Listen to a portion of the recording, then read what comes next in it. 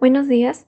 En representación del grupo 1 del curso Antropología Social, voy a citar un pequeño extracto de la lectura de Impureza Ritual por Douglas Murray. Una copa limpia para el pastor, dijo autoritariamente el preparador de la malta.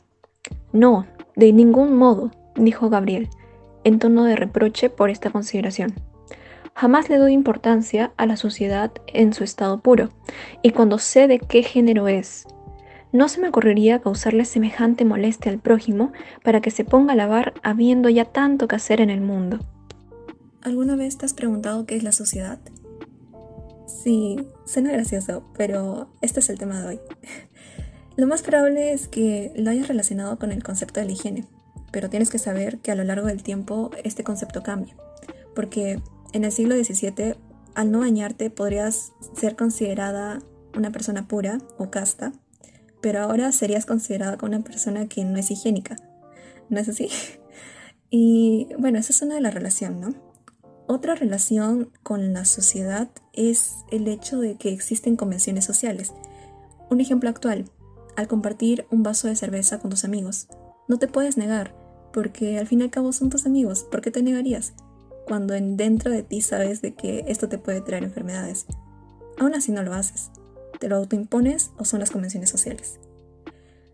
Un ejemplo pasado es que, bueno, la autora nos menciona sobre una santa llamada Santa Catalina de Siena, que en su visita por caridad, ella sentía asco por las heridas de los menos afortunados. Y al sentir asco se sentía culpable después. ¿Qué hacía ella? Ella se bebía frascos de pus para revertir esa culpabilidad por convención social de lo que es considerado correcto. Ahora, esto es bastante gracioso porque sí pasó. Está narrado por sus historias. En cuanto a estas situaciones, nosotros podemos notar que tanto en la actualidad como en el pasado existe un orden de valores, lo que nos permite diferenciar lo que es correcto y lo incorrecto, lo que es santo y lo que es profano. Ahora hay un problema y es que muchas veces en la cultura hindú, y sobre todo por esta misma, estas pueden ser o pueden tener, mejor dicho, un grado de emparentesco. Y es que, por ejemplo, con el culto de las vacas, eh, hay la presencia de los brahmanes. eh, Ellos afirman de que prácticamente pueden ser purificados por el estiércol de estas. O sea, limpian sus impurezas gracias a estas. Asimismo, hay mujeres que adoran a las vacas. Y otra cosa es que me llamó mucho la atención es que en la cultura hindú las mujeres sadhu son consideradas sagradas y al limpiarse sus pies, esa agua con la que limpian sus pies es, es distribuida por los pueblerinos a los cuales son visitados y todos se lo distribuyen por la mano derecha y se la toman, considerados bendecidos. Ahora les voy a hablar un poco más sobre Robertson Smith y sobre sus aportaciones siendo un teólogo a la antropología. Y es la definición del concepto de tabú. Para él, el tabú era un conjunto de restricciones o de normas que limitaban la naturaleza del propio ser humano. ¿Por qué? Por miedo a ser castigado por alguna divinidad. Y esta divinidad puede ser tanto benevolente o maliciosa, lo cual la diferencia es bastante común en cultos religiosos. Lo sabemos muy bien. Para Smith, esta situación era considerada como un avance del estado salvaje o primitivo hacia lo que es la evolución. Esta concepción, o más bien diferencia entre lo sagrado y lo que no es sagrado, o lo bueno y lo malo, es bastante o fue bastante aceptada durante su tiempo. Sin embargo, él quería ahondar un poco más, y es que para él las reglas cristianas, consideran una acción de un hombre correctas en base a las motivaciones que tiene éste para ejecutarlas. En cambio, en las religiones primitivas las reglas eran algo distintas, porque las acciones que se tomaban por las personas en ese tiempo eran juzgadas más bien por las circunstancias, más no por las motivaciones. Robertson comprende que las religiones semíticas tienen dos características. La primera es el despertar el temor en los corazones. Por ejemplo, tú no quieres a lo largo de tu vida cometer errores. ¿Por qué? Porque no quieres defraudar a tu Padre Dios, en el caso de los creyentes cristianos. Y por otro lado está la característica de una relación consoladora con ese Dios en el cual tú crees, porque a través de los sacrificios que hagas en vida, obtienes una recompensa en el cielo. Al menos eso es en el caso cristiano. Y en cuanto al caso cristiano, Robertson comprende que tiene un par de tendencias en la historia, que es la tendencia al uso formal, es decir, el uso de es una especie de adoctrinamiento.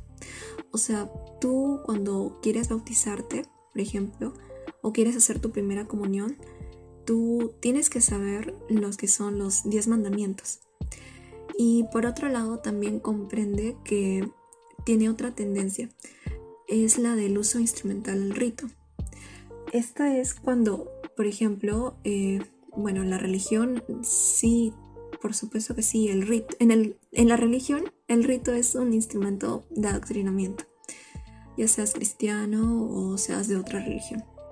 Para hablar primero de Edward Tylor, tengo que mencionar las posiciones diferenciadas de lo que es el progreso humano.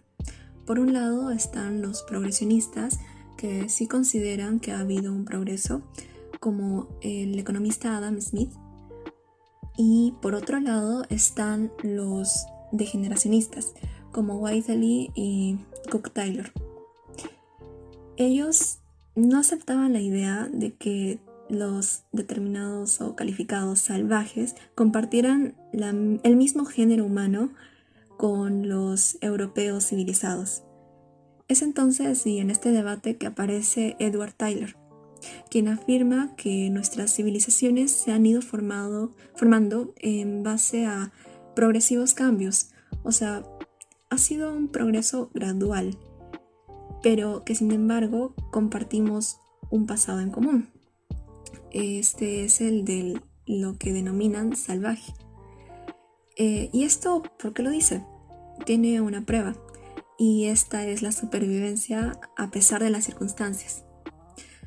Él prefiere estudiar estas circunstancias con los restos y las rarezas del pasado, como dice él.